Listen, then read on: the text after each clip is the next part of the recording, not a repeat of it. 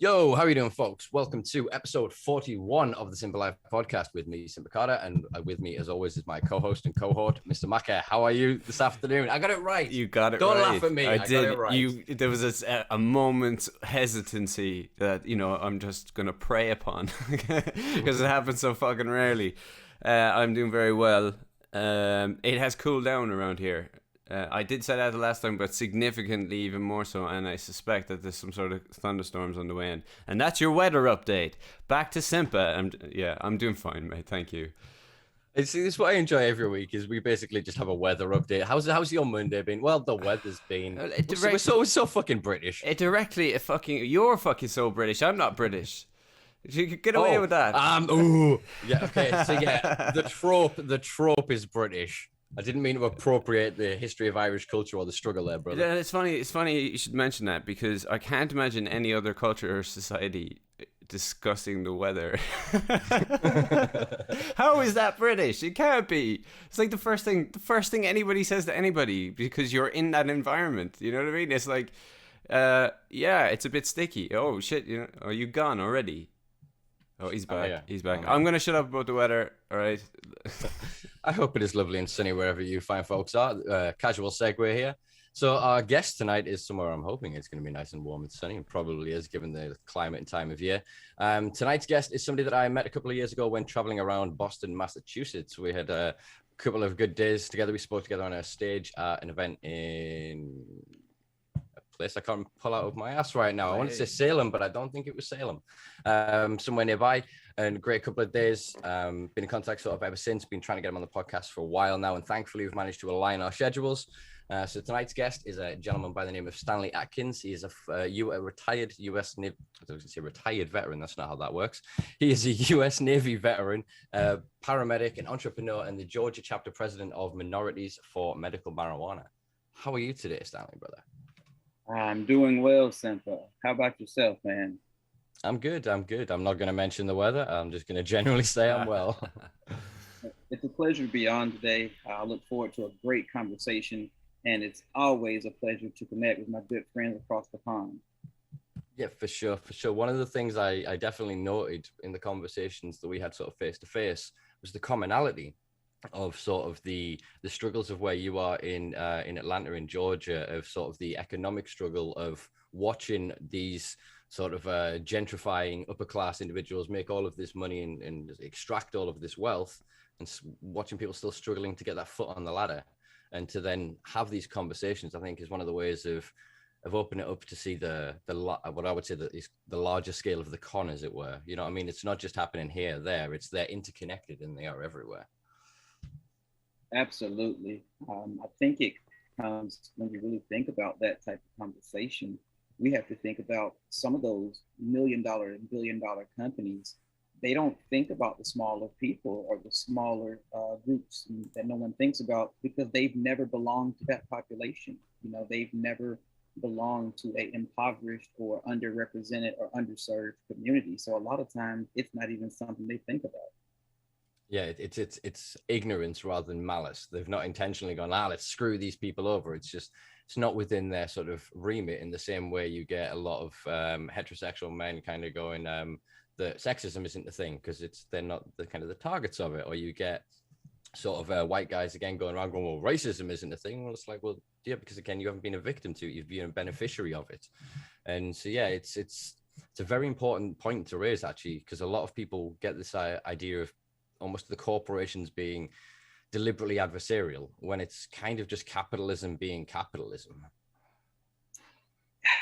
And capitalism, when you really think about the entire spectrum of it, who really wins and who really loses? I think the people that suffer the most from the effects of capitalism are people who don't even understand the notion of it. Here in America, it's open to, like they say, the land of opportunity. But I think the entire world is the land of opportunity. Like me, I served in the United States military here. I went on 2 deployments, Operation Iraqi Freedom, Operation Enduring Freedom. And I came home and knew that I wanted to do more. I still want to serve my community and my country. So I spent the next 7.5 years as a firefighter paramedic in Metro Atlanta. because I always, wanted to give back to my community, and I always wanted to help people. And a lot of people ask me why. Why do you always want to help those in need? Why do you want to run and burn in buildings when everyone else runs out? Because for those people that you're helping, you'll be nameless forever, but they will never forget that person that brought them hope. That's where it takes people like yourself, people like me, people who can go from the State House and the Capitol building or Parliament, but can also go into the community and level with the people who are most affected, the people who may not even know where hot water is going to come from or a meal is going to come from. And that's why in a capitalistic society, you need people like Simpa, you need people like Stanley, you need people like the other advocates out there, because it's up to us to host these conversations and to make the uncomfortable conversations comfortable. Eloquently put. Very eloquently put. Yeah. And I think that it's one of those things that I mentioned it, I think, on the previous podcast, of the idea of the power of water is made up of the droplets that make it up. It isn't one thing. And I think that the advocates, the champions, the activists, or the individuals in any which way that see an injustice, see something wrong, or have an idea or a concept, or are just curious of a new way of exploring something, it's never one individual that will move us forward. It is the collective efforts. And I think that this is something that this generation is starting to sort of recognize, or rather in this time, the people from all generations of advocacy are starting to recognize their commonality. And I think it's what we sort of said before, in the enemy at this point, especially within sort of drug reform movements, or even just anybody advocating for social justice in general, they're recognizing that actually now it's not just the oppressor of the legal system, the justice system, that's coming after them and persecuting them. It's now a capitalist system that's seeking to co-opt their struggle to patent the substances they're facing prison for. Do you know what I mean? To create novel therapies and applications for things that have been part of their tradition and their culture for generations. We're in this weird time of the kind of rewriting the struggle. We've been through this for about 50 years, basically, on both sides of the Atlantic, with the war on drugs, and the consequences of this have been so deep. The scars that it's left upon the face of society, they like I say, they are so deep, and going to take a long amount of time and a great amount of effort to sort of try to heal. Absolutely. Just to really paint a little bit of context for those who may listen to this, or people that may watch this video, in America, we have corporations that are ran by executives and board members, many of whom who served in politics or lawyers or attorneys, or things in the judicial system. And the same people that were 25, 30 years ago, fighting, saying, lock them away for this plant, are the same people now making millions of dollars a month off the same plant. I talked to a recent prison reform prisoner who was pardoned by our former president. He was sentenced to something like over 100 years in prison for possession of like 25 pounds. They commuted his sentence prior to our former president leaving office. And I heard him on Clubhouse. He got out, people found him, heard about him. He served, I think, 13 years for the 25 pounds. And he said that the first thing that blew his mind, because he was in Colorado, which is one of our first legal states here. And it was really shocking to him that I just spent 12 years in prison, and I'm riding by dispensaries that have a line outside for people to go in and purchase the same thing that I just got out of prison for. You still have people sitting in those prisons for the same plant.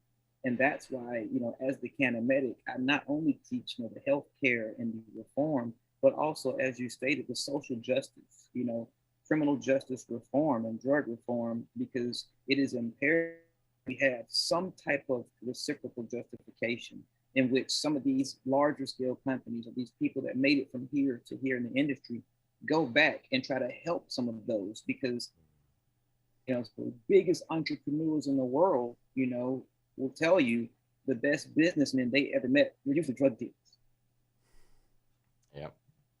Yeah, exactly that. A lot of the people that I met with their legitimate farms, and I'm only talking about intermediary people nowhere near the top. When I did sort of my road trip around the States in 2018, was, yeah, they would tell us stories of, oh yeah, 10 years ago we were running pounds across the state border, and we tell us about how, and they basically were saying how they had the same infrastructure. The only difference was they spent all of their time avoiding the police, whereas now they don't.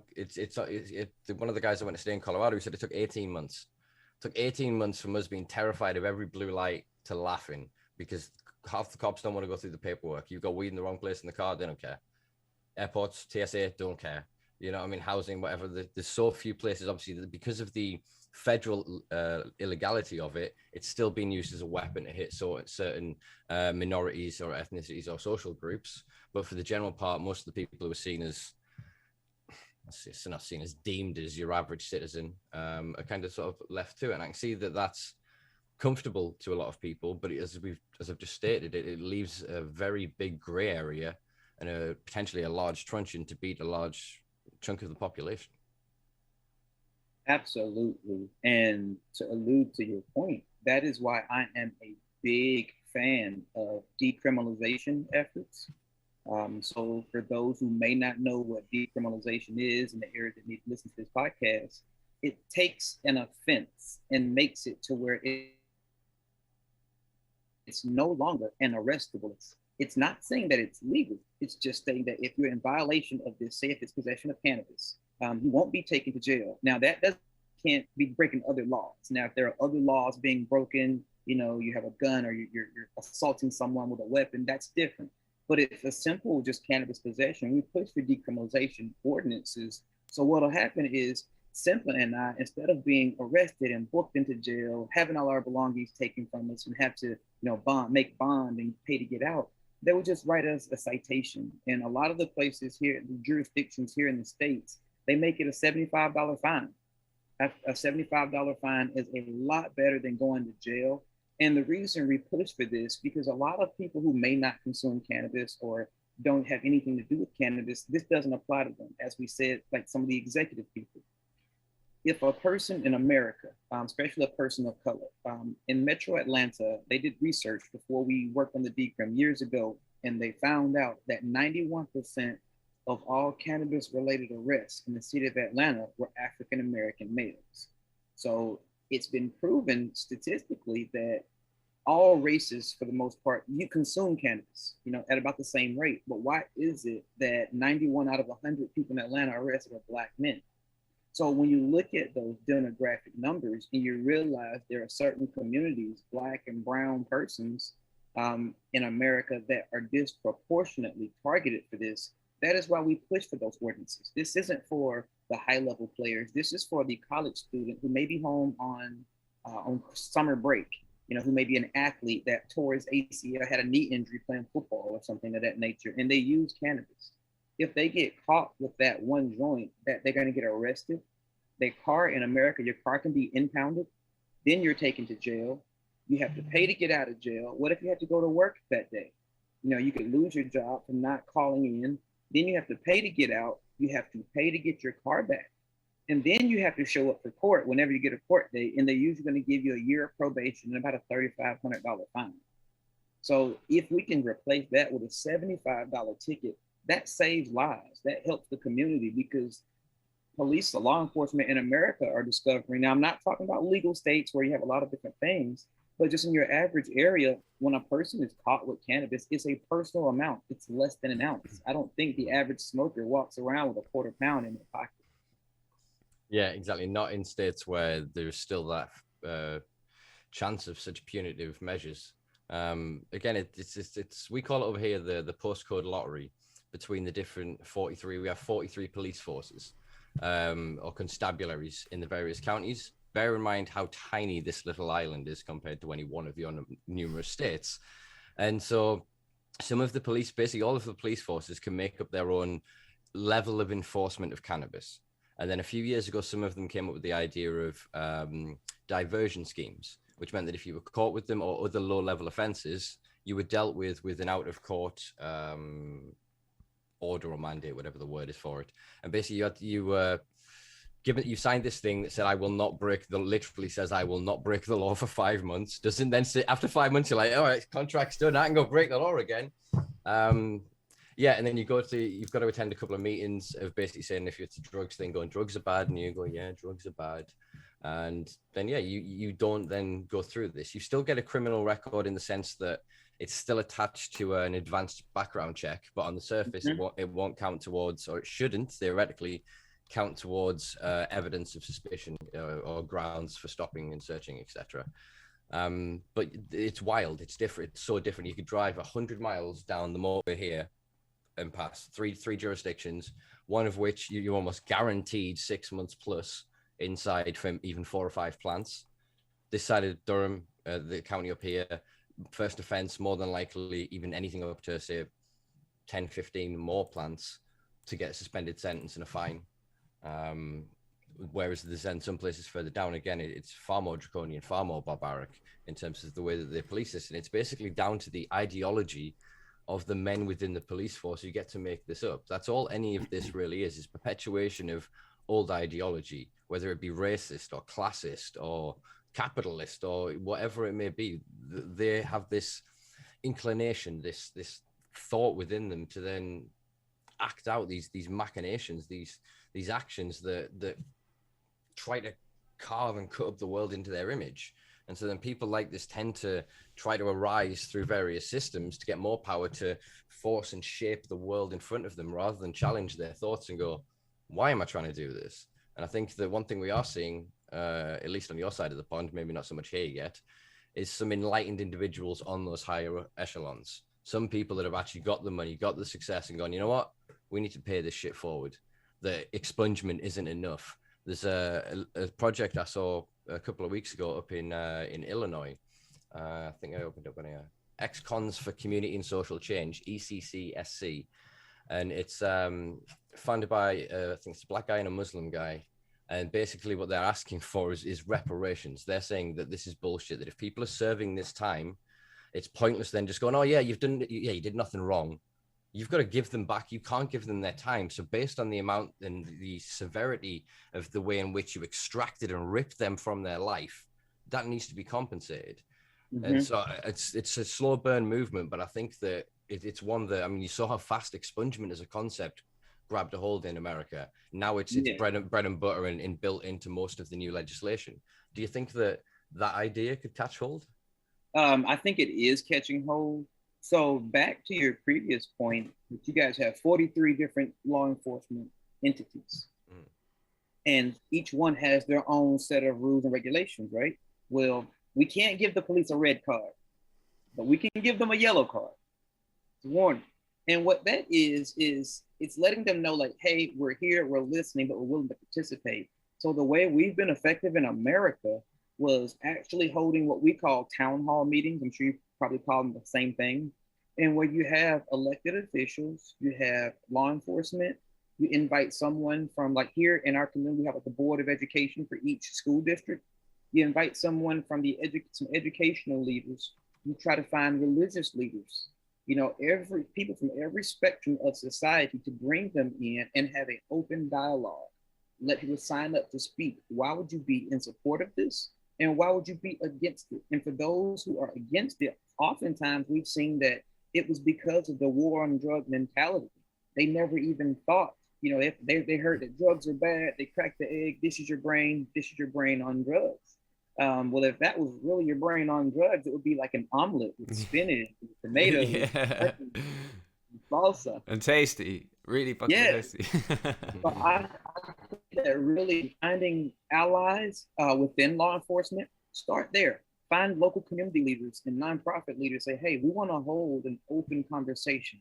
This is not a conversation about legalization. This is not a conversation about who gets what medicine and safe access.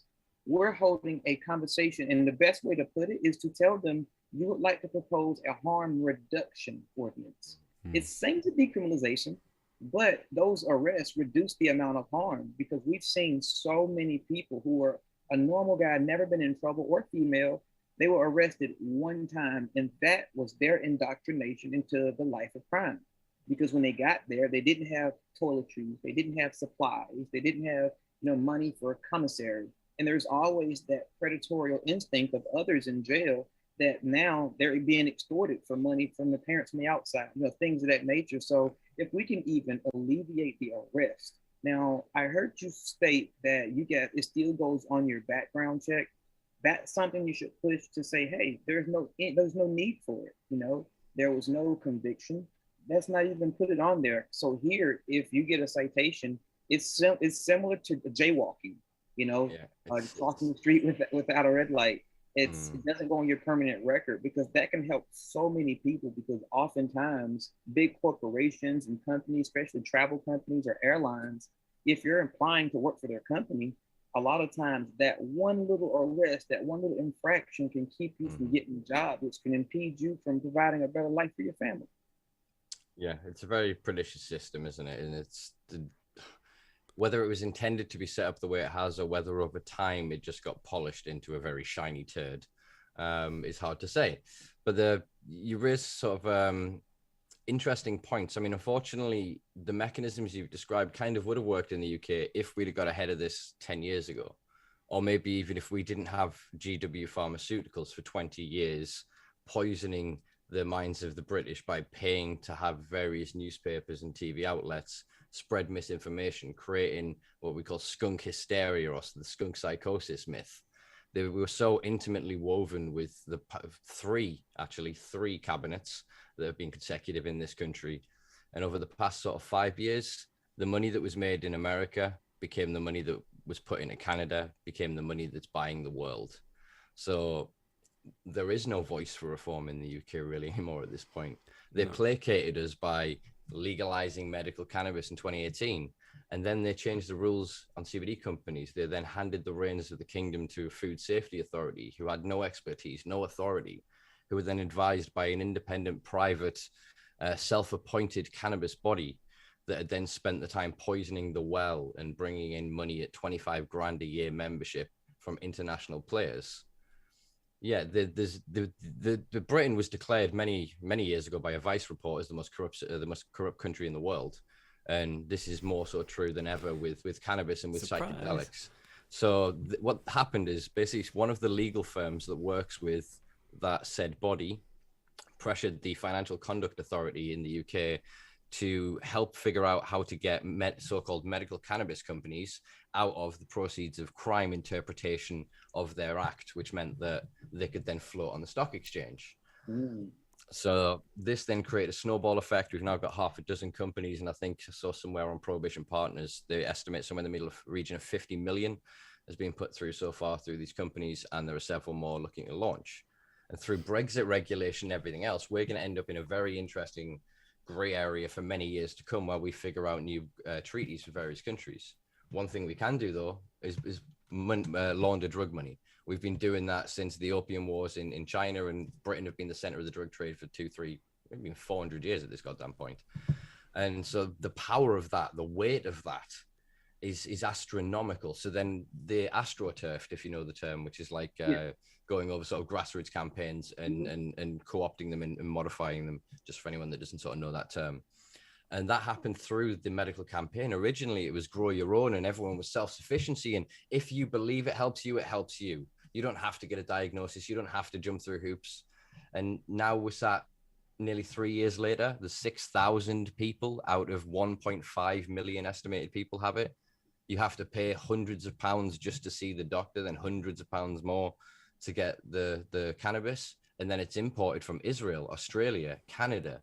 It's irradiated to get it through. It's arriving with no terps, with no, sorry for the way of describing it, it's non-scientific, but no soul. Do you know what I mean? Just dead cannabis. And it's coming in this plastic and this mylar and this crap. And these people are like, have lived off connoisseurs and local craft growers for decades, and now going, why am I paying for this? And all they're paying for is that piece of paper that says, I am protected. I can be safe. You can't touch me, officer.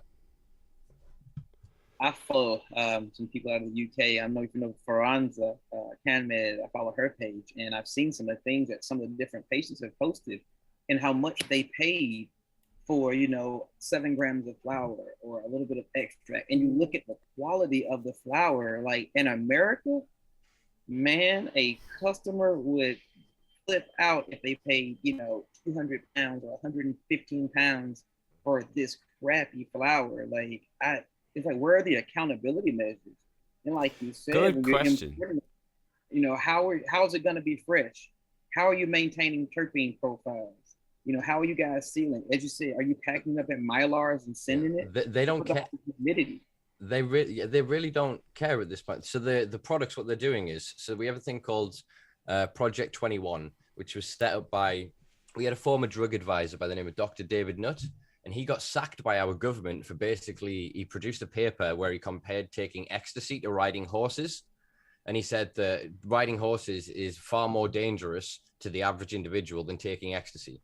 And he compared all of the science, all of this data, and the media really ran with it. The government basically said, you've embarrassed us and you can't hold contradictory opinions to government policy, even though he was the head of the independent body for drug policy.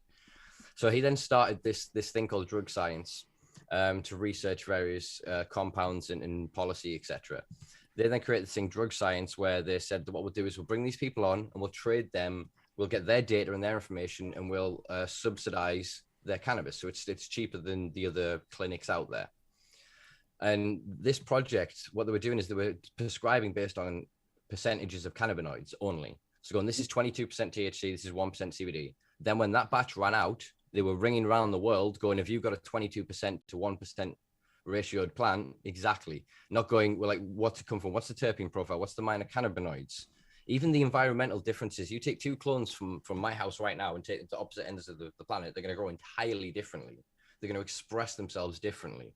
And as you said before about the packaging and sort of keeping it fresh, we actually had a recall on some medical cannabis flowers last month for molds. I can't remember the name of the specific mold, but it's actually one of the most toxic ones to get. Various people reported problems. The company eventually bowed to pressure and issued a recall. And what they said in their press statement was to the effect of, the product should be stored at all times within the bag. It shouldn't be removed and stored in other ways. And obviously people are getting it in this crap pack that's then come through, a DPD or, like a UPS sort of style delivery.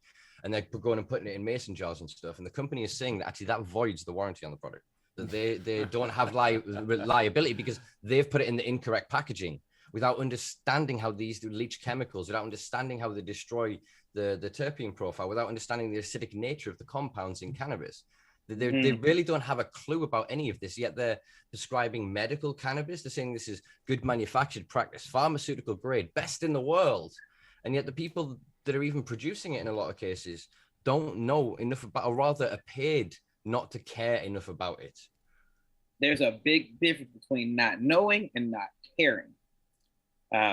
You have growers no matter all over the world who, like, especially the black market in America. I warn a lot of patients when purchasing off the black market, if possible, know your grower. You don't have to be best friends with your grower, but know, are they growing organic? Are they using pesticides, herbicides? Are they flushing the salts out? Because we've seen a lot of patients who thought they were getting medical grade, from the black market, and they wondered why some of their blood levels were going up and their cancers were growing, because they were feeding the cancers potentially through the tainted extracts and tainted products that they were receiving. A lot of these patients don't know, they're using this as a form of therapy to save their life. And when people have that, it's a bias. They're like, listen, man, do you see patients or do you see dollars? I like to call it healthcare, but other companies see it as wealth care. Yeah. It's patience. We're big on patience over profit, here. But a lot of these companies, they're not thinking about the veteran or the daughter that has seizure, or the grandmother that can no longer make crumpets for the family because of her arthritis or because of her neurodegenerative diseases. So it comes down to accountability, man. Who set these missions that don't specialize in it? They've never grown it. And many of them have never even smoked it. But they're going to tell you and the other patients what's best for you and your industry. And that's why we have a long way to go. Yeah. I think it's going to get worse before it gets better. But this is why I'm very thankful for gentlemen like yourself to even host a platform to talk about something that's still very taboo.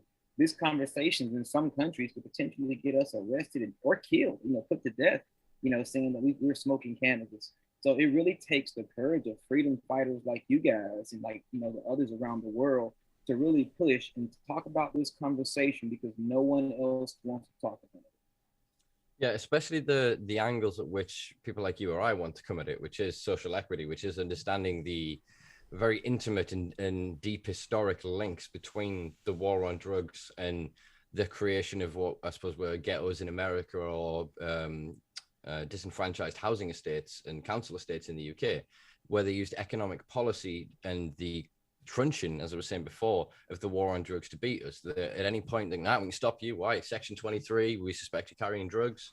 You know, they've created the perfect toolkit for them. And then, like I was saying before, they polished it over time. And each sort of preceding government then came in and went, how can we benefit from this? How can we benefit from this? And because I don't know about you guys over there, but over here we have the same middle class, rich Etonian, Cambridge, Oxford graduates, just streamlining like a fucking assembly line in and out from school to government, perpetuating the same, as we were saying before, limited worldview. And they think they're doing good. There's some of them coming out that actually believe that they're righteous and they're doing good for the greater world. But they can't see the millions on the fringe. They can't see the millions in poverty. They can't see the millions in destitution. They can't see the suffering of women, of people from the LGBTQ community. Do they want to see it? That's the question. I think it's more rather capable of seeing it as well. That if you grow up mollycoddled, if you grow up in a bubble, always wrapped in bubble wrap, that can you know what pain is? Can you tell the difference between feeling the breeze and being stabbed? Do you know what I mean? If you've never known poverty, if you've never known, like, I've lived it many a time. I've literally going, right, I can either let the electric go off or I can eat.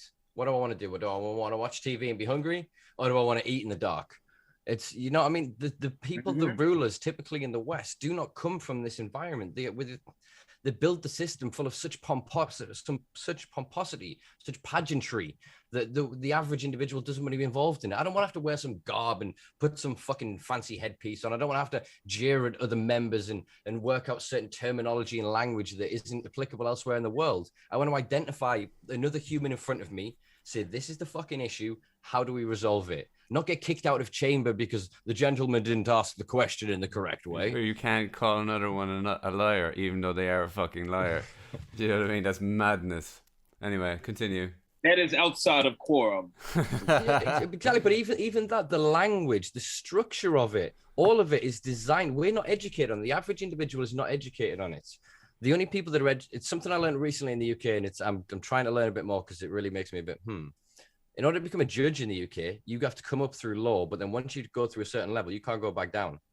And my strongest inclination is that it's because you learn how the fucking system works. Once you go up, you're not allowed. It's like the drop hatch goes, and oh shit. The only way is up. And they're paid. They're stuck in that structure. You can't practice law again. So the only way you can do it is this. And then they're capped under a certain wage, which just creates a space for incentive for corporations to get involved in that. I mean, I think of the guy in America, I can't remember which state it was, but he was working with a private prisoner, basically just sending kids into slave labor. Yeah, that's a whole nother conversation in America. America has more people in prison than any other country in the world. Prison is big business in America. But Micah, back to your point when you stated, do they want to recognize it? Do they want to know? So I recently spoke at a school board meeting because they're talking about teaching foundations in equity in school here. And a lot of people confuse foundations in equity with critical race theory. I don't know if that's something they talk about in the UK, but it really brings light onto the trials and tribulations of persons of color, underserved communities that those children have to go through, and how that sets our mindset. And there's something that I really drove home last week, and it's a term called implicit bias.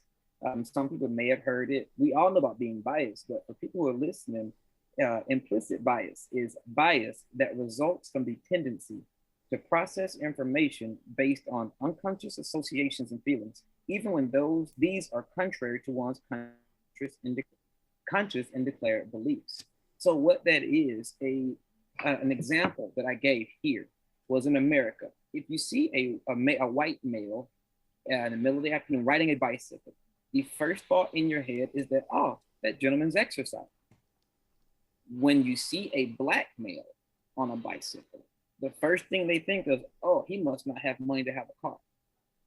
We don't know either male. That is the implicit bias. It's not even purposely conscious. You know, there are biases that we are subjected to that we don't even know. I guarantee every person has them. I'm a big fan of rock and roll music. I love rock music. I always have. I love my hip hop and my rap, but I've always liked rock music. To you, in the 80s, if there was someone piercings like Simpa and tattoos and spiked hair and the chains hanging off, if they were walking down the streets of London, I guarantee there's a woman that would clutch her purse. She doesn't know that he may be a musician. This person may be a librarian, you know, headed to his favorite concert. So that's those type of biases that we have that are in this industry. And if the system in the UK is, as you say it is, and I've heard such things, that you have the same elitist group, the generational wealth families that continue to put their kids in the same schools, the same attorney firms, into the same governmental entities, then I think it's time we wake up some of our youth and really empower them to become the next judge. We need you to become the next attorney, the next state's lobbyist, because we need people at the forefront. We're the old guys now. You know, I'm 30, I'll be 38 in September. But I think that we're laying a foundation, because I tell people all the time, the work that we're doing right now, it isn't for me. It's not for Simpa. It's not for Matt. It's not for anyone else. This is for the next generation, because we're laying the foundation that's going to last forever. And if the foundation is built on crap and lies, as you say, then eventually it's all going to crumble. You guys, I'm sure you guys still have some cobblestone streets over there, like places that have like the old cobblestone street. Yeah. Those streets have been there forever, but look at the foundation that they're on. So if we can lay the foundation to our own, you know, cobblestone streets, it starts with us. And I did want to ask you something. I see on your table, is that a Hempcrete block? Is that Hempcrete? This one's Hempcrete, yeah. Yes. Okay. So awesome. I've got a Hempcrete. That's a hemp plastic Lego block. Oh wow. That was a hemp plastic straw. What's we got? It's a hemp printed fact card thing from the UK. That's actually graphene ink paper. So that's cannabis graphene. So do you know about graphene? No. Oh, this is going to be fun. I'll tell you the last one, that one first. That's the thermal blocks. So that's just compressed core. Yeah, really good for fucking for heating homes. But that's hemp paper that's then had itself soaked in cannabis derived graphene ink. So graphene is a single atom thick. It's shaped like honeycomb, but it's. Let me see that again. So it looks just like paper. Yeah, so it's hemp derived paper, like as in paper we had before we sort of started mulching trees back when. But then the ink that's then soaked onto it is carbon graphene. So sorry, it's cannabis derived graphene.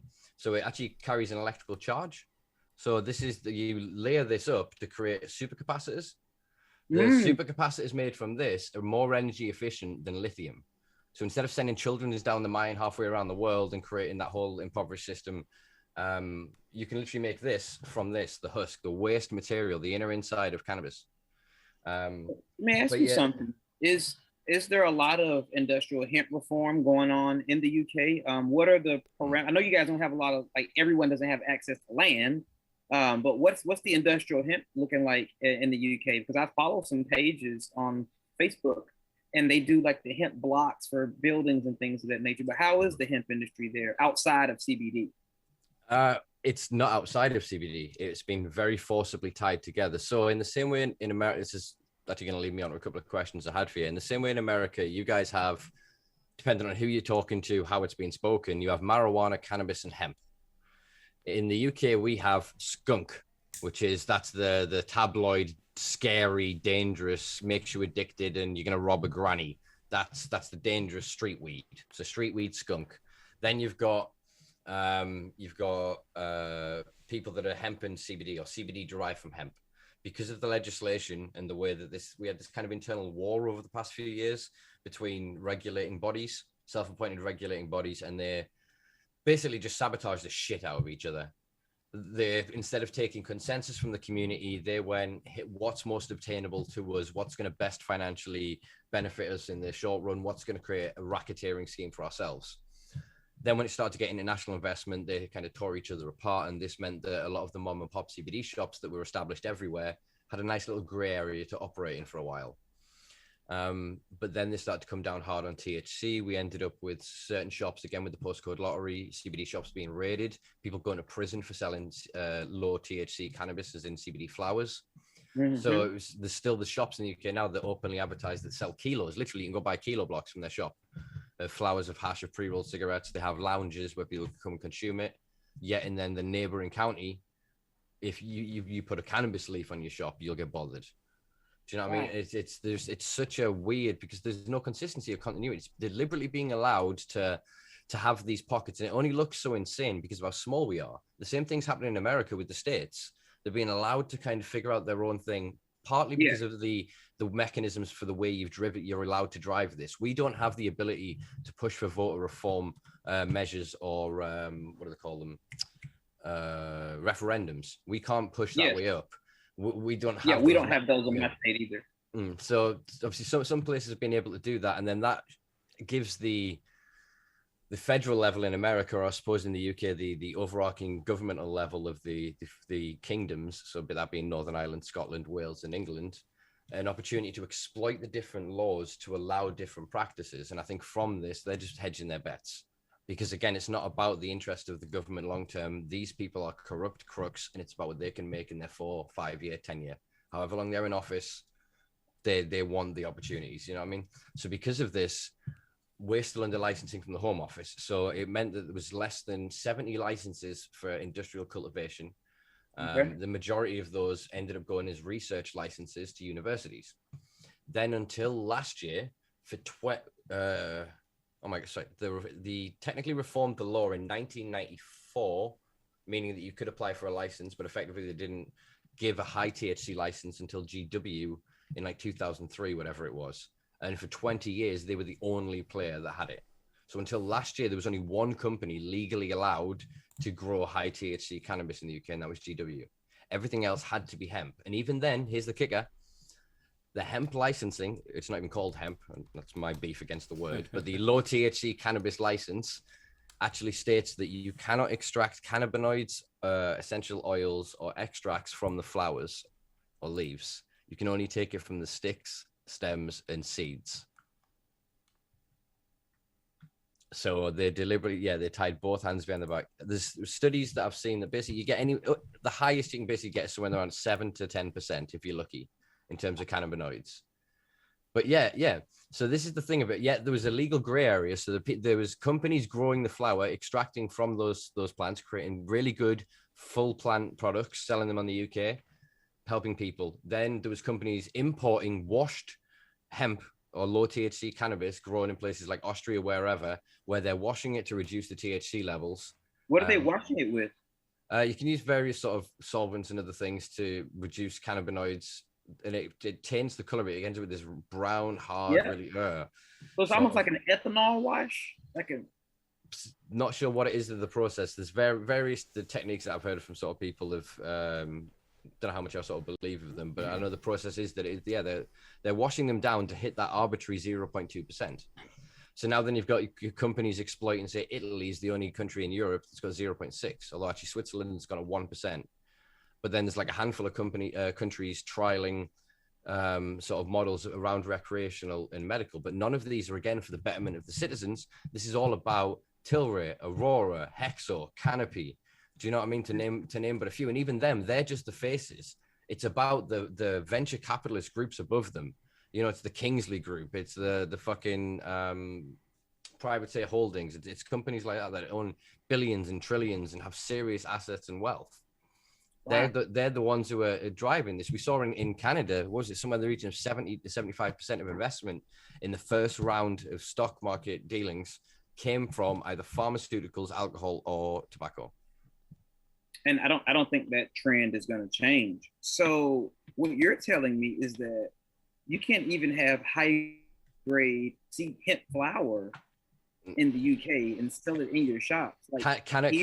Cannabis flower is cannabis flower, so therefore it's Schedule 1 under the Misuse of Drugs Act. It's scheduled the same as heroin. It's scheduled the same as you know, it's a crazy thing. I literally ride around giving away these where I live. CBD pre-roll, 0.3% industrial hemp. It's fully legal here. You have companies here, like like my state is not legal for adult use, kind of like Massachusetts was. No, we just issued out our 6 licenses for medical here. So my state only has 6 licenses for the entire state, and that is 2 Class 1 licenses and 4 Class 2. And what the difference is the amount of canopy space that you're allowed to grow. And the commission has stated they want to request for an additional 2 to 4 licenses because that's just not enough. But I do understand why we don't have more, because we only have about 17,000 registered low THC oil patients. And in my state, we're a strictly medical state.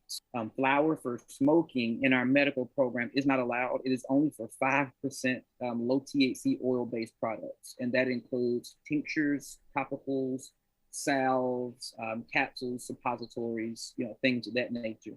But what I tell often is that that 5% is going to save a lot of lives, because there are some patients that the level of oil that they need, that may be enough to help them, maintain a higher quality of life with their condition.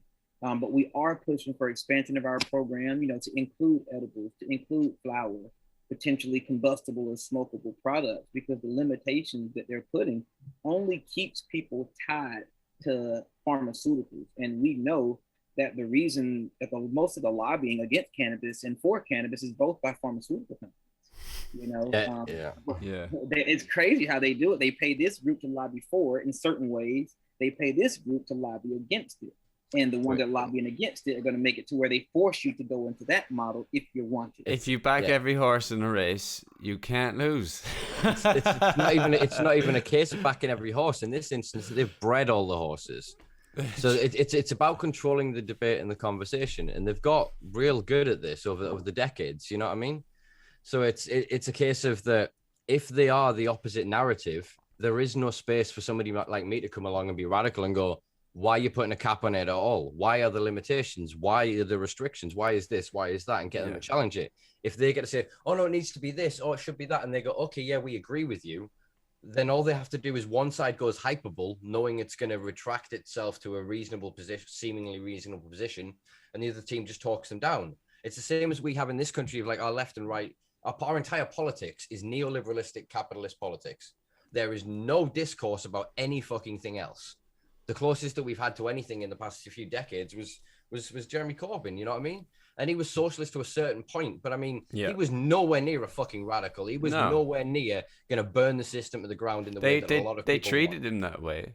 They painted him that way. They absolutely did. The man used to grow vegetables in an allotment, cycle and get sausage rolls in a shop. The guy is harmless as a fly, but apparently one of the most dangerous men in the fucking world, the media would have you believe. The most smeared politician ever, as far as wasn't that a thing, or did I just exaggerate that? No, I think there was a Guardian or Independent something investigation that basically correlated stories for the past 10-20 years or whatever it was, and showed how much there'd been hit pieces. And he was basically a soft proper socialist, really. Do you know that kind of way? I love the man, don't get me wrong, absolutely love the man, but there's no fucking way he was this radicalized lefty or whatever, but they're so used to using that exaggeration or propaganda in a sense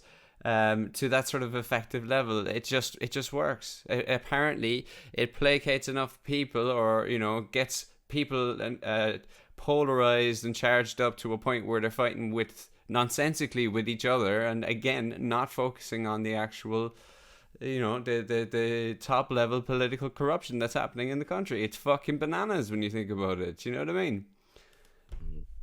Wow. And everybody knows that crap runs downhill. So it certainly does. The crap storm that they create up top rolls down to the people at the lowest levels.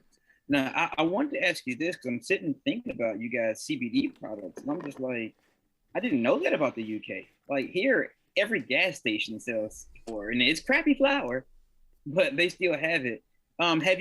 Is Delta 8 derived, hemp derived products legal in the UK? We're in a very interesting sort of nuanced position with things.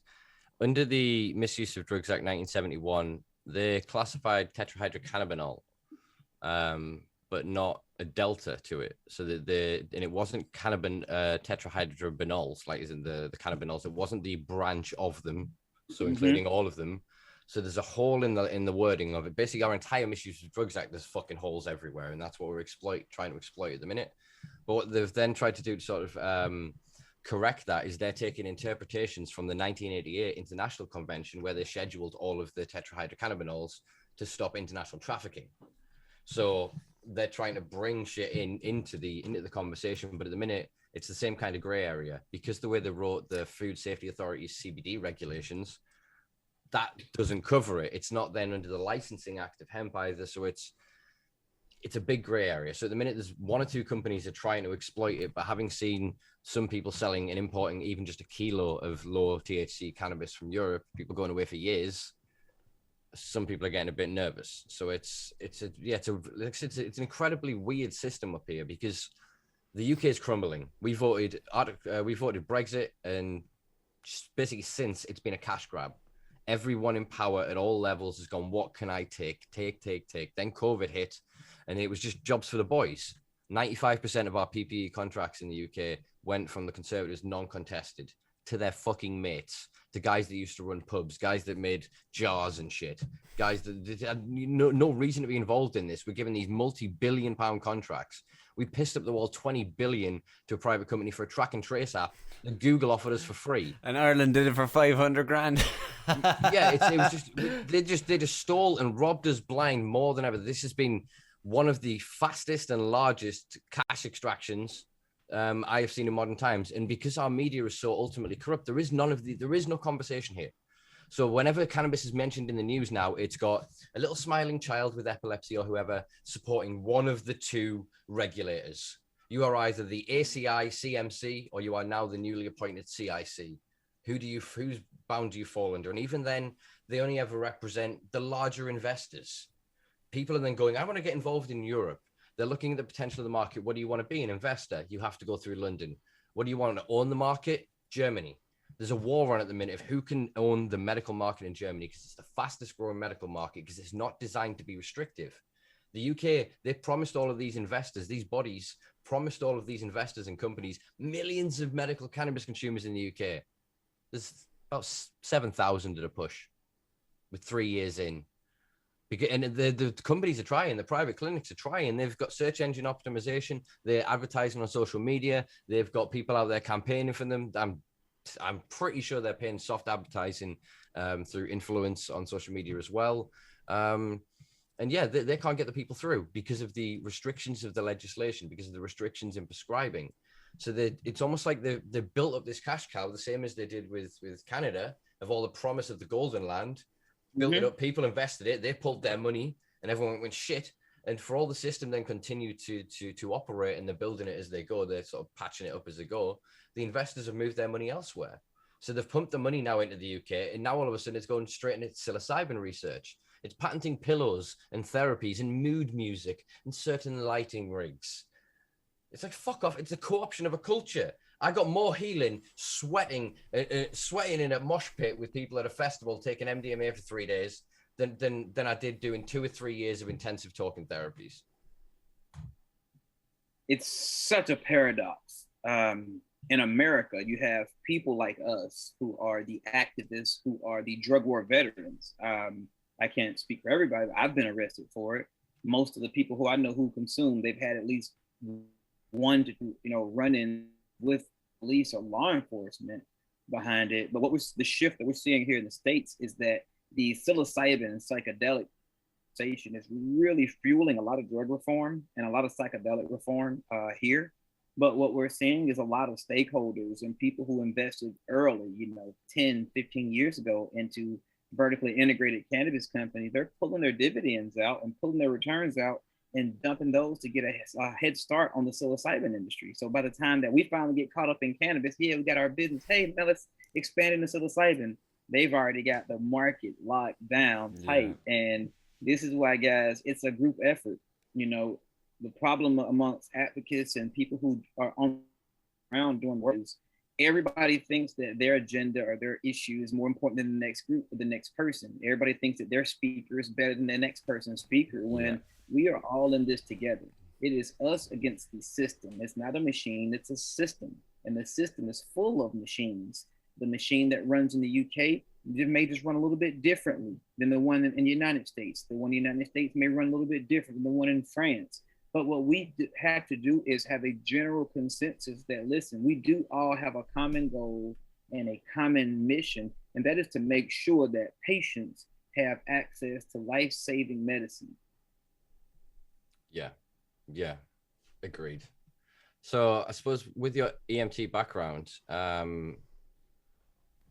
what can you see as holes within this currently? Because I mean, in the UK as well, we have an interesting one that if you're a purveyor of CBD, if you sell it, it's illegal to talk about its benefits, because then you're making, it's illegal to make medical claims. You can point to certain data and go, it's been shown to do this, but you can't tell the person how it's going to affect them. So here in the States, it is very similar. So under our laws, you are not allowed to make medical claims. So I can't say, hey, Simpa, if you take these CBD gummies, you'll be able to hit a line drive strike from outside the 18-yard box every time. Because that's just not true. You know, we can all aim for the crossbar, but mine usually goes into the crowd somewhere or something like that. So we are not allowed to make claims. But with my medical background, that's really where I stand out as the paramedic. You know, that's how I came up with this, because I realized the biggest problem we had in America between the companies that offered all these amazing products and the suffering patient that needed the most was someone to break down that barrier. You know, a lot of people, the companies and the pharmaceuticals and the formulators who make these products, they use these big words, endocannabinoids and, you know, beta receptors and musculoskeletal and neural laxants. And the average person is like, hey, my mom, you know, she heard her, you know, this help with her back. I don't know what you're talking about. So we've really got to teach this where everybody can digest it, because here, a lot of people who need this information, they're not getting it. A lot of people, the elderly, don't even have social media. They don't have, some may not even have a smartphone. Some people have an old flip phone. Not everybody has access to Wi-Fi. And that's why we have to, I chose to take my basis for emergency medicine and correlate it into. So we don't make claims, but what I specialize in is bridging that gap between how do I explain your back pain or your seizures and how does this plant stop it? I'm not making a claim, but what I could tell you is that with the induction of these products into your daily regimen or therapies, it could potentially alleviate inflammation. It could potentially help you to attain a better night's sleep, or could potentially help you to have a higher quality of life. I didn't make a claim. It's all about that language and that verbiage. And where I learned that was down at my state capitol, because when we're reading these laws, I don't have a background in law. Luckily, one of my friends from Haiti, he has a background in law. So he taught me how to go through a lot of those documents, because when Parliament or your government makes a law and it says hereunto where the officer shall, or it says the officer may. Shall and may are two different. Shall means you shall do this, you know, like Gandalf, you shall not pass. Nice. You know, may is, well, it may be up to his discretion. Is he having a good day? He may arrest you, he may not. Yeah. So really correlating that, we did during Corona, we did have a former national hockey player who's retired, who I won't name.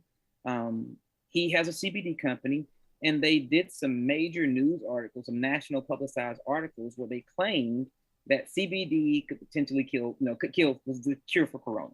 That cannabis would cure Corona. He actually got warnings from, I think, our FDA and like the DEA that, hey, you're about to come to court if you don't take these claims down now. And so you have some people who just want to make claims. But again, if we're going to try to help ourselves, we don't want to hurt ourselves in the process. Everything we say, they are looking for a way to twist it and use it against us. I'm sure you guys know firsthand. So we've got to be cognizant of what we're saying. And another thing that I say is, you have a lot of companies that when you go to their seminars or watch their webinars, they'll tell you that, hey, this tincture will save your life. And elixir will get rid of everything you have going on. Your knees will stop hurting. You'll get a better night's sleep. You'll make more money at work. You know, But I always keep it honest. I'm very true with patients. One thing in healthcare that I always took pride in is to heal and not harm, and being honest. So I tell patients, cannabis, CBD, any of these products, it is not the end all be all. If you choose to eat, fish and chips every single day for lunch, you're probably going to have high cholesterol. If you sit and drink beer every night, all night, you may develop diabetes over time. So cannabis is not the end all be all. It is not going to cure all of your ailments, but again, it could potentially lead to a better quality of life for you.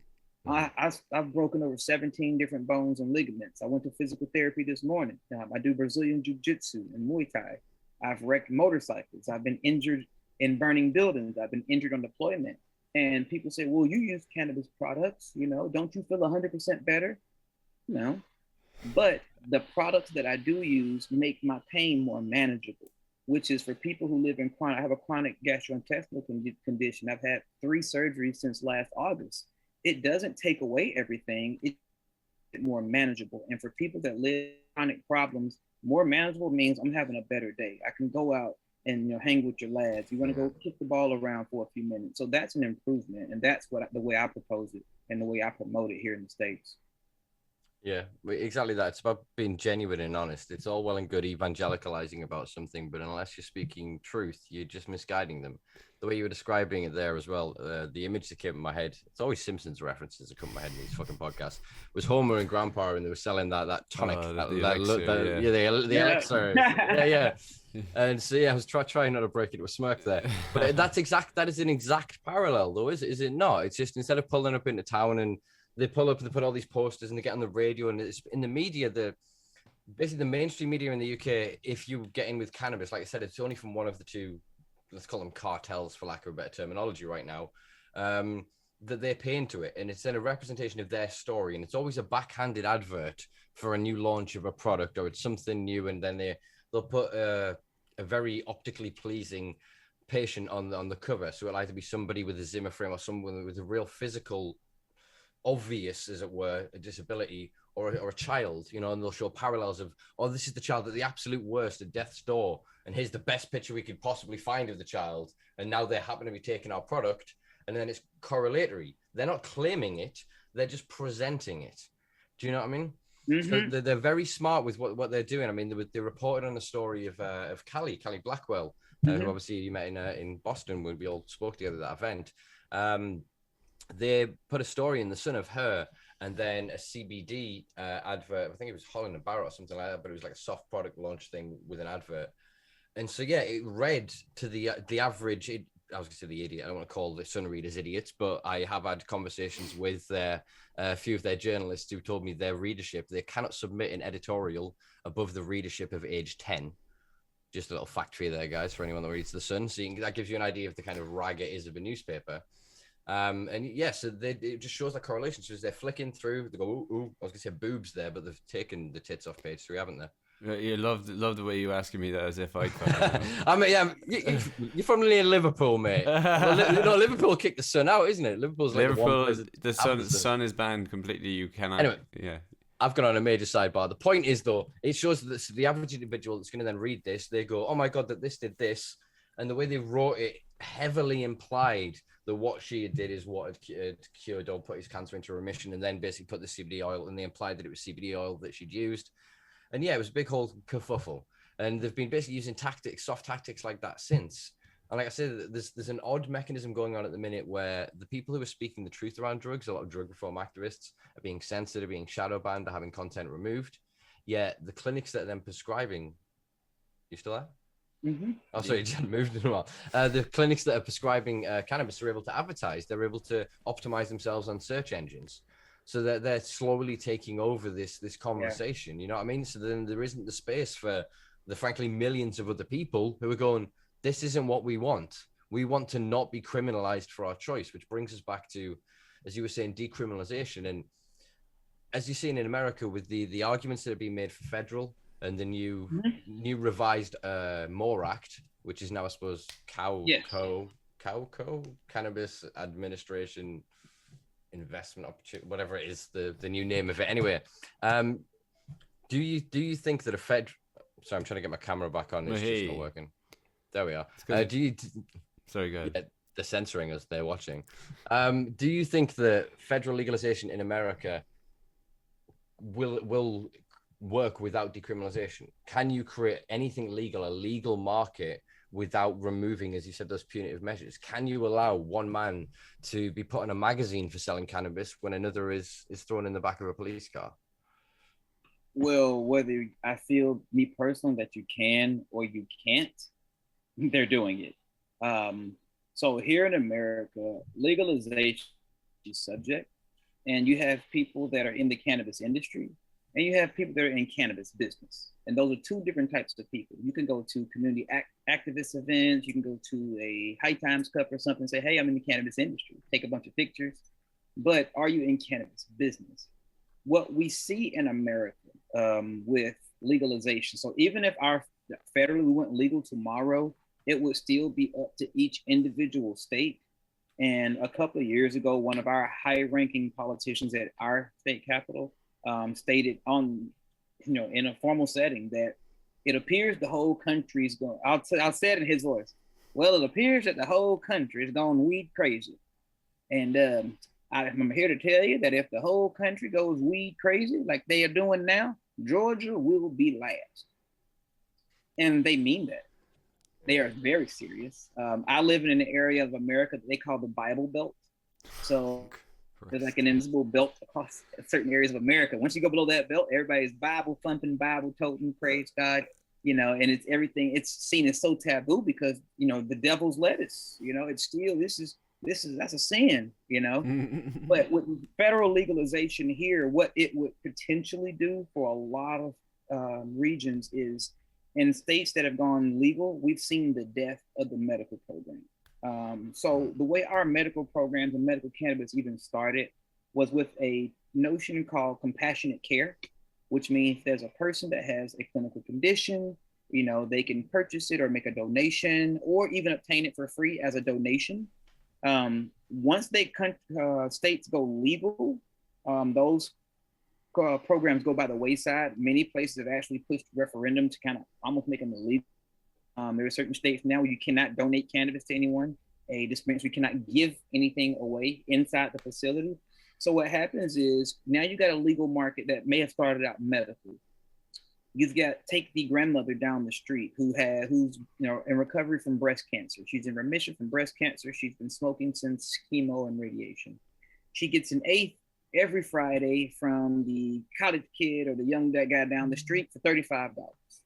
Now that her state's gone legal, they told her she has to get a card or she has to buy it at the legal dispensaries. Okay, she does it. She pays the couple $100 that she did not have. She gets her card, then she gets transportation down there to go get it. And she walks in and the eighth of flour is $55 plus tax. And she's like, well, it's a little bit more. Well, by the time she pays those additional, the local tax, the state tax, sometimes the city or regional tax or the extra cannabis tax, many of these people are taxed 3 times or more. That eighth now is at $72. And it's less quality than what she was getting for $35. So what do you think she's going to go next Friday? Back to the guy in her neighborhood who's been growing it himself for the last 6 or 7 years. So I wish there was some type of way to form a parallel that protected medical patients. A former administrative assistant who's still a good friend of mine, she's in California. And before California went full legal for adult use, so we don't like to use the term recreational here because it's seen as kind of derogatory when you talk to legislators. So we call it adult use. We don't because we don't call it recreational beer. We don't say, hey, I'm gonna get a recreational pint, after the game tonight. So we call it adult use. But what happens is she's a seizure patient and she has a requirement of a certain amount of oil a day that she needs to help maintain her epilepsy. But now, under the new laws, the companies that she would go and trim for and get paid by the hour, they pay some trim or some oil, they can no longer do this. So the prices went up, the access got harder, you got barriers of access were raised, and now patients can't afford it. So we have to find that parallel to protect the medical patients. And something else I want to ask you guys, because I know the UK has a very strong military. A lot of my brothers and sisters in arms are from the UK. are there any types of programs? Are there any educational programs that are working to really target veterans and disabled veterans coming home from the war in the Persian Gulf? No. Not that I am aware of.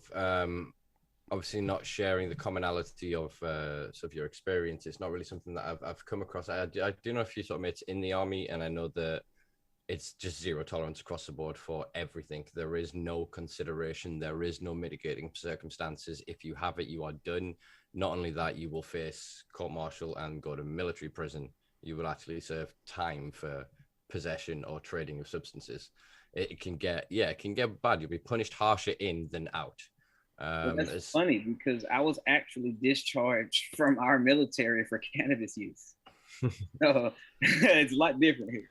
Yeah, because this was precedent set in other places. Allow it. Whereas I suppose that in the UK we have this real pomposity in sense of they're trying to pass a new law at the minute, which would mean a journalist could face 14 years in prison if they embarrass the government. So that gives you kind of an inclination of the way the authoritative systems of the UK kind of work. I mean, obviously in the States, you've kind of got the sounds very democratic, doesn't it? The Veterans Association obviously invested quite heavily into MDMA trials, the phase 3 trials, and helped MAPS. Dr. Bronner's, I think it's Bronner's, the soap company in America. They put millions forward as well. And so those trials, for PTSD, specifically complex PTSD or combat-based PTSD, because it requires slightly different interventions than, say, that acquired from childhood trauma, etc. So the bespoke therapies that have been done over there are slowly being brought over here. We've got like ketamine therapies that they're exploring, and they have created new licensing for practitioners to be able to have dangerous drug licenses to be able to give therapies, etc. But as far as I'm aware, they are not targeting specific groups because, again, unfortunately, it's not about compassion. They're not trying to help. They're trying to prove data sets and studies to then be able to patent synthetic analogs of psilocybin, of LSD, of MDMA, their own versions of. And if they can then get a hold of it, I mean, something like MDMA is an interesting one because it is a composite compound. It's manufactured into it of many other substances. They could patent it. It's not derived from nature. Like cannabis, you can't patent cannabis. What they're doing in the UK and China, especially China, are on this, are patenting either formulations, processes to formulate, delivery systems, and storage solutions. They're like the main patents that if you own them, if you can be the guy that is the pop top, the actual next preferred global pop top, you own that patent, everyone pays you, boom. So that's what's happened in the UK. Is it's a race for intellectual property. It's a race to be a gatekeeper and be we're the regulator, and I happen to own a CBD business or a cannabis business, and do you know what I mean? And then they're buying their way, they're manipulating their way into every facet of this, while dithering and delaying, as Macker always likes to point out, deliberately so that they can get those kickbacks, they can make that money. I mean, we now have several members of the sitting parliament have active investments in cannabis, openly so, have been proving the hypocrisy of it. I mean, our Minister, Victoria Atkins, didn't even resign from her role. They just removed her from the responsibility of it. She had to step back from this because while she was serving as the woman that made policy for drugs in the UK, her husband managed a company that grew 44 acres of high THC cannabis for GW. So while she stood at the pulpit in Parliament and said that cannabis has no accepted medical value, her husband, who was previously growing fucking tomatoes, because they were recycling the methane and the gases from sugarcane. No, it was an offshoot. They still continued as British Sugar, but they found all of these waste products that actually we can create this greenhouse, and they got in some guys, and that's kind of how they got into it, sort of thing. But then they failed massively at tomatoes. Cannabis went in there, boom, they made that relationship. So there was that open hypocrisy, and even when that was called out in Parliament and the press, she just removed herself from the conversations. There is no accountability really in this country. We know, but they own. Go back to what we were saying before about owning the narrative. Well, in this country now, it's medical cannabis. Medical cannabis. I air quote this in everything I write, everything I say, because it's not a thing. What they've, or rather, it is a thing that they've designed. So there's the Misuse of Drugs Act 1971 schedules raw cannabis sativa L as a Schedule 1 Class B drug. But then what they've done with medical cannabis is create a new definition under the 2001 misuse of drug regulations. They created this regulation in 20 years ago to give GW, that company, the ability to have an exclusive monopoly on cultivation of cannabis. Because up to that point, it was illegal for a company to prescribe a banned substance. So they created this one new law to do that. And then when they legalized a few years ago, they created Schedule 2 medical cannabis, which is a cannabis-derived product for medical use in humans. So they've created this really nuanced system but same as in Georgia, if you smoke your prescribed flowers, it's suddenly Schedule 1. It's skunk. Yes. It's dangerous. It falls into that. So they've created this deliberate separation of the system so that, and now it's incredibly hard to gain traction in a conversation because the average individual is informed of the idea that cannabis is medicine, so they call it medical cannabis. And what they're doing is empowering this machine that's patenting synthetic cannabinoids and therapies and compounds that are then going to ultimately replace the prescribed flowers that they have access to now. So they're not interested in fighting with us to get the right to grow their own. They're happy trusting in the system that they're enriching, that is robbing them, taking their data willfully, building up data sets to be able to prove efficacy, to then be able to sell that to pharmaceutical companies, to then be able to have that cross partnership. We already know this. Some of the most influential people in policymaking in the UK have patents in synthetic cannabinoids. They're just waiting for their opportunity. So same thing. I think it happens all over the world, Simpa. The people who are making the rules are also investing in the teams. You have some major like executives from major cannabis companies and what we call MSOs here, which we would consider a multi-state operator. That's a corporation that has operations in several states. And you have some of the executives, the top level from those that have now grown the company exponentially. They're running for mayor, they're running for governor in some of the regions where they set up business because they've made a lot of allies in business. Now, if I can go into legislation and make more legislation, because I found this out the hard way. So don't be surprised, Simpa, when I announce in a few years that I'm running for office. What politicians do is they insert themselves into the room. They find the role that needs to be replaced by some fresh ideas. And when they go in and propose it and they say, well, we don't want to hear that, cool. Well, we got somebody to run against you next time. Because a lot of, I don't know how it is in the UK, but in America, we have positions that people have run unopposed for 15 or 20 years. Just nobody runs against them. We have some positions that when you actually look it up on the computer, it's like, wait a minute, the last time anybody ran against this guy was 2004. No wonder he's old and set in his ways in those positions. And what we do is once you're in there, that's when you can say, hey guys, I voted yes on your law. Well, I'm proposing this law right here, which will alleviate A, B, C, D. You want me to vote for you yes on your law? I need you to vote yes on my law. And I think the number really helped me learn this was going down to my state capitol, going into the office of my elected officials, signing up at the hearings and testifying. Is it partially terrifying the first couple of times you do it? Yes. Because I am in the state building where laws are made. They have the state police surrounding it. They're armed, and you don't know if I open my mouth, am I going to jail? But I realize that if I don't do it, I may be the only person that comes down and speaks for people that look like me. So I want to make sure I say the right thing to the right people at the right time. So, ladies and gentlemen, if you're listening to Simpa, listen to Maka, listen, these guys are really giving you strong information.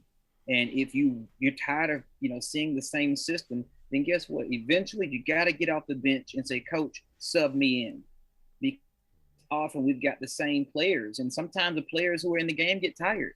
Even Wayne Rooney had to be subbed out at times. Yeah. There's times where on the national team, Messi's been subbed out. Yeah. I'm not going to name the guy from Portugal. He's been subbed out sometimes, So maybe we need some fresh legs. And I appreciate you gentlemen keeping this conversation going. I'm very thankful for it because you never know each episode who you might reach. And if you're ever in Georgia in the United States, hopefully it's during our season, I have to take you to an Atlanta United I'd love game. that. I'd absolutely love that. That'd be fucking amazing. We won the championship in our second year in the league, 2018. I don't know. I know you guys know who Kanye West is. Oh yeah. So he did a really big listening party last Thursday at our stadium, the Mercedes-Benz Stadium in Atlanta. And apparently he was at the Atlanta United game Saturday walking through the supporters section. No so way. I know Europe has the best soccer atmosphere, but Atlanta United, because Atlanta is considered a melting pot of people. The average person you meet here is not from here. They're all from everywhere else. So Kanye West has actually been living in the Mercedes-Benz Stadium to finish his album. And he was at the Atlanta United game. So if you're ever here, I would love to take you guys to an Atlanta United game. Go Five Stripes. I tell people, football is alive and well in America, just not in every neighborhood, but in Atlanta, we are a football city, football and football. So I just want to say, I love soccer. It's a gentleman's sport, and I got to get over to the UK, Simpa. I'll definitely know when I'm coming over, man. Tell me this, is your manager, he used to play for United, didn't he? Heinz. Yeah, he's a good player, man. Good player. Yeah, no, I love how fast it's growing in the States, and obviously around my area. And this is, I won't bang on about this too much. The Wrexham has a non-league club has been bought by Ryan Reynolds and Rob McElhenney. Shit, McElhenney. Fucking hell. You fucking up an Irish name. Ooh. Hey, I got tongue tied. Mac. You see, I didn't want to call him Mac because it's so close to my name. And I actually, you know what? If you're gonna do it, a non-league club is probably the way to do it, so you can actually build up those grassroots, and actually, it's not an instant cash or capitalist sort of investment. So it'd be very interesting to see how fast, if Wrexham actually get all the way up through the leagues and stuff, that'd be fucking cool as well. But yeah, I mean, if you're ever over here, man, we got to go to a football game too. That would be a pleasure. We need to chat, brother. I think that we need to put together a couple of educational events in the UK to where we actually bring in some fresh voices, and let people know this is not a British problem. This is a world problem. The same problem you guys are having, the same problem they're having in the Caribbean, in South America, Asia, India, Africa. And we have to show them that cannabis voices and advocates, we're united. We're united across the world. Like I met Simpa, and I just thought about it, Simpa. I think that town that was called Northbridge or something like that, outside of Salem. I think it was called Northbridge. I think you might be right. I was right that it was close to Salem, though. At least I didn't pull that one on my ass. And I gotta say, that was my first time in Salem. I got a really creepy vibe from that area. It's like really eerie. The teenage goth in me really loved that place. It was just a cool place, man. Well, man, it's been a pleasure, gentlemen. I got to get ready to wrap it up. But again, for everyone, I want to thank you guys. Stanley Atkins here. I'm known as the Paramedic. You can follow me on social media at the Paramedic. That's TheCannemedic. Here in America, Georgia chapter director of Minorities for Medical Marijuana. And I just assumed a new role as the national director of our Hemp and Science Farming Technology Program. So we definitely got to revisit some of these hemp biosustainability efforts, because no matter where you are in the world, everyone needs a cooler home in the summer, warmer home in the winter, and something that won't burn up. So if we are killing the environment, the cannabis industry is really wreaking havoc in a lot of areas when it comes to the disposable packaging, the plastic waste. There's so many dispensaries I've gone to where your product comes in a bag, then that bag comes in a bag, and then that bag comes in a big bag. And I walked out and I was like, I've got 3 bags for 1 quarter of flour. Yeah. And I always say that's something else to choke a baby dolphin. So ladies and gentlemen, we got to make sure that we try to reduce our carbon footprint. We are here to heal and not harm, and hemp could potentially be the way. For sure. The industrial properties of cannabis are going to change the world. Let's have a conversation about graphene, given your new position, then later on. I'll make a note of that now. Yeah, for sure, because again, the UK, especially the north of the UK, is a world leader in current applications, but they're using graphite derived, which is far more expensive. So definitely something to explore, and we'll talk further. We've shown the links as we go for the pages that you've referenced. They'll also be in the links and in the bio below, folks. Dude, seriously, thanks for making the time. Great to see that you're recovering well from surgery, and you're smashing it, man. I look forward to, hopefully in normal times, flying over and us sharing a smoke somewhere, man. Man, thank you guys so much. It's been a pleasure. Appreciate you guys, man. Thanks, Mac. It's a pleasure meeting you, and I hope that this time next year I can be over there. We can share a spliff in person, guys. Fingers crossed. Looking forward to it. All right. Let's do a little bit of housekeeping. If you enjoyed this one, folks, please do check us out on patreon.com/The Simpa Life. We're available on all social media platforms at The Simpa Life. Please do give us a little tickle with a like and a follow somewhere. Even give us a share if you're feeling generous. I've been Macca. A wonderful guest today has been Stanley Atkins. Links below. Macca has been on form as always. Yeah. We'll see you next week. He's not Macca, by the way. I'm Macca. Bye. He's Macca. Orientations. See you later. Peace, guys.